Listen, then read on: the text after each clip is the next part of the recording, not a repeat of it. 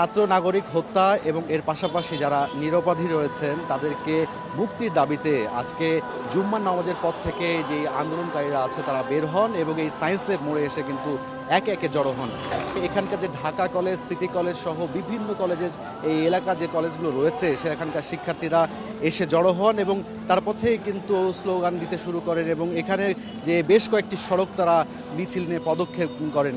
শিক্ষার্থীরা তাদের যে আন্দোলন, তাদের যে স্লোগান রয়েছে, তাদের যে দাবিগুলো রয়েছে এই নিয়ে তারা আসলে স্লোগান দিচ্ছে, বক্তৃতা দিচ্ছেন। 9 দফা দাবি রয়েছে, সে দাবিগুলোই কিন্তু উত্থাপন করছেন যে তাদের দাবি না আদায় হওয়া পর্যন্ত তারা রাজপথ ছাড়বেন না বলে এই হুঁশিয়ারি দিচ্ছেন। আমরা যে 9 দফা দিয়েছি, 9 দফার এক দফা যদি না কমপ্লিট হয় আমরা এই রাজপথ ছেড়ে যাব না। আমাদের আন্দোলন চলবে, এই আন্দোলন কখনো বন্ধ হবে না।